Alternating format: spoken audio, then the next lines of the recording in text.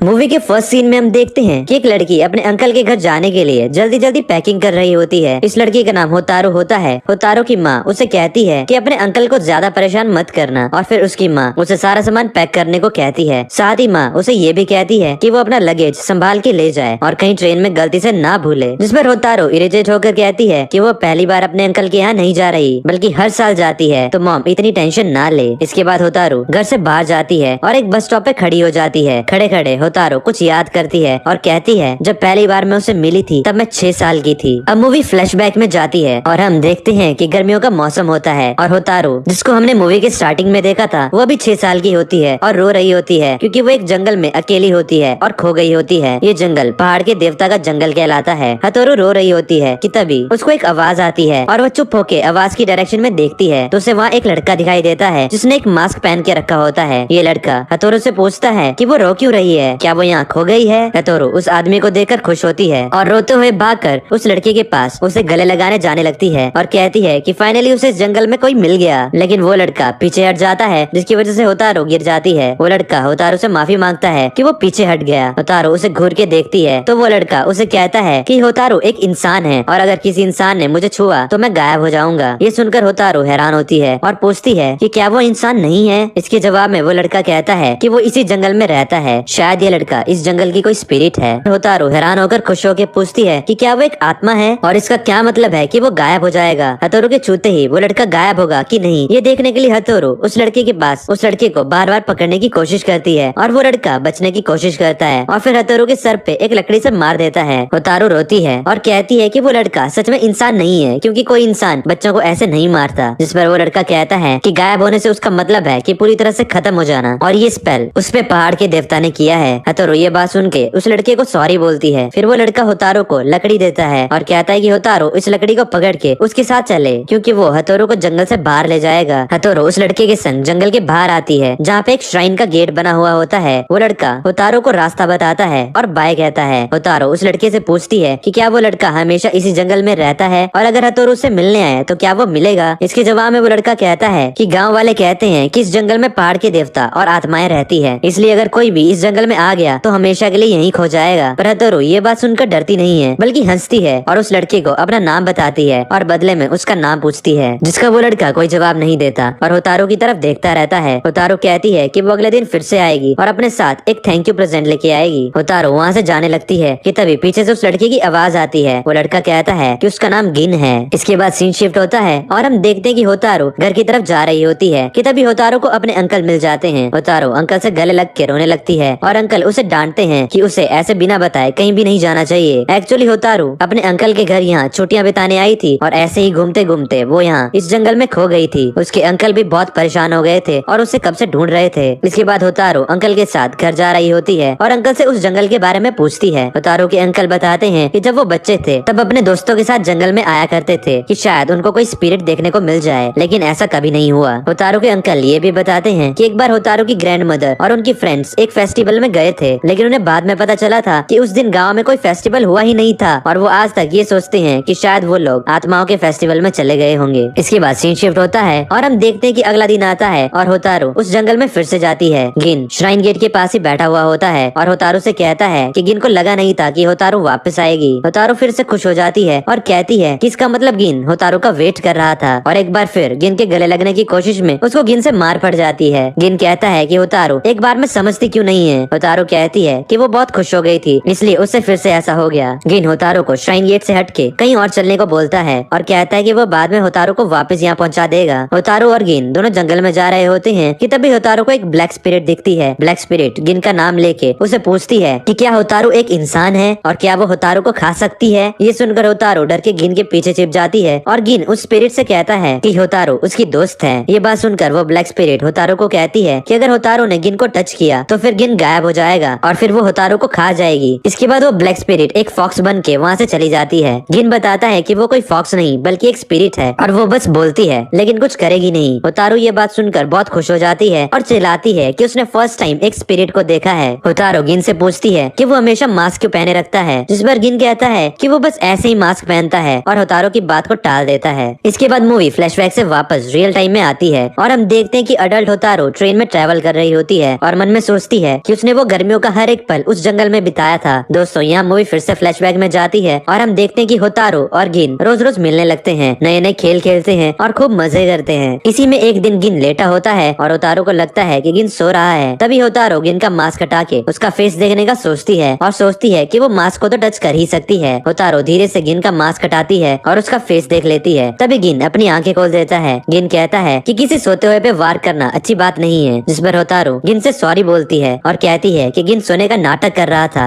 है ना। गिन पूछता है कि क्या वो ठीक दिखता है, तो इसके जवाब में होतारो पूछती है कि गिन मास्क क्यों पहने रखता है। गिन बताता है कि अगर वो मास्क ना पहने तो वो बिल्कुल इंसान ही लगेगा, फिर इंसानों और उसमें फर्क ही क्या रह गया। इसके बाद सीन शिफ्ट होता है और हम देखते हैं कि होतारो गिन को कहती है कि आज वो लास्ट टाइम उससे मिल रही है, क्योंकि उसकी समर वेकेशंस खत्म होने को आई हैं, यानी कि अब उसको अपने अंकल के घर से वापस अपने घर जाना होगा। ये सुनकर गिन होतारो से पूछता है कि क्या वो अगले साल यहाँ फिर आएगी। होतारो खुश हो जाती है और बोलती है कि हाँ वो जरूर आएगी। और फिर अब से होतारो अपने हर गर्मियों की छुट्टियों में उस जंगल में आने लगती है। एक दिन जंगल में घूमते हुए एक पेड़ का हाथ गिन को पकड़ लेता है और कहता है कि गिन को होतारो से दूर रहना चाहिए, क्योंकि अगर होतारो ने गिन को टच किया तो गिन गायब हो जाएगा। जिस पर गिन कहता है कि उसे होतारो से कोई खतरा नहीं है और वो ठीक है। पेड़ का हाथ पीछे हट जाता है और वो स्पिरिट होतारो को वार्न करती है कि वो कभी भी गिन को टच ना करे। फिर एक और गर्मी का मौसम आता है और हम देखते हैं कि गिन जंगल में होतारो को ढूंढ रहा होता है कि तभी होतारो पेड़ पे उल्टा लटक के गिन को डराने की कोशिश करती है। गिन कहता है कि होतारो ये क्या बेवकूफी कर रही है। होतारो कहती है कि वो गिन का डरा हुआ चेहरा देखना चाहती थी। ये भी ठीक है, इंसान भूत को डरा रहा है। इसके बाद होतारो गिन से पूछती है कि जब भी गिन होतारो के साथ होता है तब क्या वो अपना मास्क कुछ समय के लिए हटा सकता है। गिन होतारो की बात मान जाता है और मास्क हटाने ही वाला होता है कि तभी होतारो पेड़ से नीचे गिरने लगती है। गिन उसे पकड़ने के लिए आगे आता है, लेकिन तभी पीछे हट जाता है। होतारो नीचे घास में गिर जाती है और गिन को घूरती है। गिन उसे नहीं पकड़ सका, इसलिए वो सॉरी बोलता है। अभी अभी गिन अनजाने में होतारो को पकड़ने ही वाला था, वो बस बाल बाल बचा। होतारो हंसती है और कहती है कि चाहे जो कुछ भी हो जाए लेकिन गिन कभी भी होतारो को टच ना करे। लेकिन ऐसा कहते हुए होतारो रोने लगती है। वो बस कभी भी गिन को खोना नहीं। इसके बाद सीन शिफ्ट होता है और हम देखते हैं कि कुछ और साल बीत जाते हैं। होतारो भी अब बड़ी हो गई थी और एक दिन होतारो स्कूल यूनिफॉर्म में गिन से मिलने जाती है। गिन कहता है कि फाइनली होतारो अब एक वुमन लग रही है। होतारो गिन के साथ घूमती है, खेलती है और पतंग उड़ाती है। फिर एक दिन होतारो मन में सोचती है कि होतारो तो धीरे धीरे बड़ी हो रही है, लेकिन गिन बिल्कुल उसी तरह है जैसे वो पहली बार मिला था तब था। इसके बाद होतारो अपने अंकल के साथ तरबूज खाती है और उसके अंकल बताते हैं कि इस बार गर्मियों में इतनी गर्मी हो रही है तो मतलब ठंड में भी बहुत ज्यादा ठंड पड़ेगी, इतनी कि जंगल में आत्माओं की कुल्फी बन जाएगी। इसके बाद सीन शिफ्ट होता है और हम देखते हैं कि होतारो गिन को एक स्कार गिफ्ट करती है और कहती है कि सर्दी में वो इसे पहन सकता है। और फिर वो गिन को अगले साल फिर से मिलने का वादा करके वहाँ से चली जाती है। ठंड का मौसम आता है और होतारो अपने शहर में होती है और दिन भर वो बस गिन के बारे में ही सोचती रहती है, यहाँ तक कि खाना भी ठीक से नहीं खाती है। एक दिन स्कूल जाते वक्त होतारो मन में सोचती है कि वो गिन से मिलना चाहती है, उसे छूना चाहती है। मूवी फ्लैशबैक से फिर से रियल टाइम में वापस आती है और हम देखते हैं कि होतारो अपने अंकल के शहर पहुंच गई है। इस बार होतारो अपने हाई स्कूल की यूनिफॉर्म पहन के गिन से मिलने जाती है। ओह, तो मतलब वो अभी भी गिन से मिलने ही जा रही थी। होतारो अब काफी बड़ी हो गई थी, पर गिन की उम्र दिखने में अभी भी उतनी की उतनी ही थी जितनी जब होतारो छोटी थी तब थी।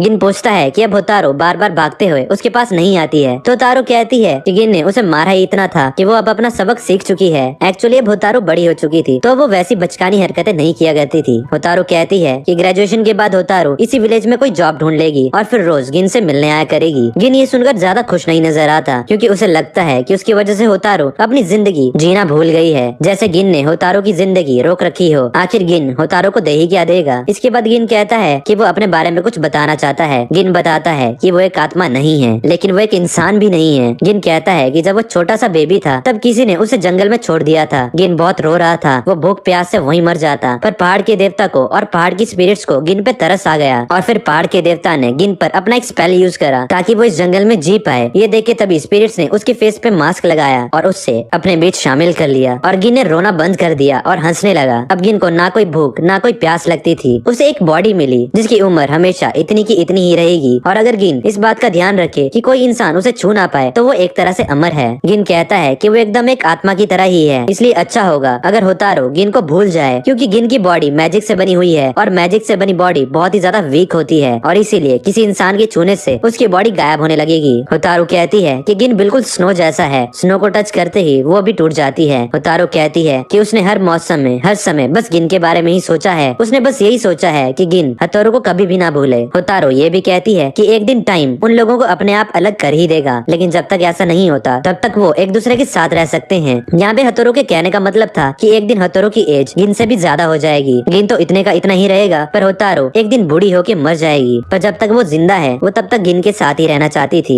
एक्चुअली दोस्तों अब दोनों की एज भी लगभग बराबर की हो गई होती है, इसलिए दोनों को एक दूसरे के प्रति अट्रैक्शन भी होने लग गई थी। कुछ दिन बाद गिन हथौड़ों को कहता है रात को स्पिरिट फेस्टिवल होने वाला है, तो वो अपने साथ होतारू को इस आत्माओं के फेस्टिवल में इनवाइट करता है। गिन कहता है कि जब होतारू छोटी थी तब वो बहुत जल्दी डर जाती थी, इसलिए गिन ने कभी उसे तब इस फेस्टिवल में इनवाइट नहीं करा। लेकिन गिन हमेशा से होतारू के संग उस फेस्टिवल में जाना चाहता था। होतारू खुश हो जाती है, लेकिन उसे फिर भी स्पिरिट्स का फेस्टिवल सुन के थोड़ा अजीब लगता है। गिन कहता है कि स्पिरिट्स का फेस्टिवल एकदम इंसानों के फेस्टिवल जैसा ही होता है, और वैसे भी गिन है ना, वो होतारू को प्रोटेक्ट करेगा। होतारू शर्मा जाती है और कहती है कि जब गिन कोई ऐसी बात कहता है तो होतारू का मन करता है कि वो गिन को गले लगा ले। तो गिन इसके जवाब में मजाक में कहता है कि होतारू चाहे तो ऐसा कर सकती है। रात होती है और फेस्टिवल स्टार्ट होता है। फेस्टिवल देखने में एकदम इंसानों के फेस्टिवल जैसा लग रहा होता है। गिन और होतारू दोनों किमोनो पहन के फेस्टिवल में घूमने आते हैं। होतारू कहती है कि यहाँ तो सब इंसान जैसे ही लग रहे हैं। गिन बताता है कि कभी कभी कुछ इंसान भी गलती से इस फेस्टिवल में आ जाते हैं, उन्हें नहीं पता होता कि ये भूतों का फेस्टिवल है। गिन होतारू को एक व्हाइट क्लॉथ देता है और होतारू को अपने हाथ में पहनने को कहता है और अपने हाथ में भी पहनता है। होतारू कहती है कि ये बिल्कुल एक डेट की तरह है, तो गिन कहता है कि ये एक डेट ही है। होतारू और गिन फेस्टिवल में घूमते हैं और होतारू अजीब अजीब चीजें देख के बहुत खुश होती है। दोनों घूमने के बाद एक शांत जगह पे आ जाते हैं और होतारू के पूछने पर गिन बताता है कि ये फेस्टिवल हर गर्मी में होता है। होतारू के साथ चलते हुए गिन कहता है मुझसे अब गर्मियों का इंतजार नहीं होता है, जब तुम मेरे पास नहीं होती तब मेरा मन बस तुम्हें ही देखने को करता है। मैं भीड़ में नहीं जा सकता, लेकिन तुम्हारे पास आने का मन करता है। इसके बाद गिन अपना मास्क होतारू को पहना देता है और मास्क के ऊपर से होतारू को किस करता है और कहता है कि ये मास्क होतारू अपने पास रख सकती है। होतारू मन में सोचती है कि ये मुलाकात शायद आखिरी है और शायद गिन अब अगली बार से उसे नहीं मिलेगा। होतारू ये सब सोच ही रही होती है कि तभी दो बच्चे पीछे से भागते हुए आते हैं और उनमें से एक लड़का भागते भागते गिरने ही वाला होता है, लेकिन गिन उसे पकड़ लेता है और गिरने से बचा लेता है। बच्चे थैंक यू बोल के वहाँ से चले जाते हैं। होतारू उन बच्चों को अपना ख्याल रखने को बोलती है, पर तभी होतारू पीछे मुड़ के देखती है कि गिन ने जिस हाथ से उस बच्चे को पकड़ा था उस हाथ में से एक रोशनी निकल रही होती है। होतारू समझ जाती है कि वो बच्चे कोई आत्मा नहीं थे, बल्कि वो इंसान थे जो गलती से स्पिरिट के फेस्टिवल में आ गए थे। गिन से तेज रोशनी निकल रही होती है और गिन धीरे धीरे गायब होने लगता है। गिन हंसता है और अपने हाथ फैला के कहता है कि अब वो फाइनली होतारू को छू सकता है और होतारू को अपने पास आने को कहता है। होतारू भी खुश होकर गिन के गले लग जाती है। दोनों के गले लगते ही गिन गायब हो जाता है और उसका किमोनो नीचे गिर जाता है। होतारू रोने लगती है। होतारू को एहसास होता है कि गिन उसे आई लव यू बोल रहा है, तो होतारू भी उससे आई लव यू टू बोलती है और फिर होतारू गिन का दिया हुआ मास्क उठाती है और रोने लगती है। जंगल की सारी स्पिरिट वहाँ आती है और होतारू को थैंक यू कहती है, क्योंकि गिन हमेशा से एक इंसान को छूना चाहता था और फाइनली एक इंसान ने गिन को गले लगा लिया। इससे गिन को मुक्ति भी मिल गई है। होतारू सोचती है कि अब उसे गर्मियों का इंतजार नहीं रहेगा और होतारू को बहुत दुख होता है कि गिन अब उसके साथ नहीं है, लेकिन गिन का दिया हुआ मास्क और उन गर्मियों की यादें होतारू के साथ हमेशा रहेंगी। इसके बाद होतारू हर गर्मी में अपने अंकल के पास जाती है।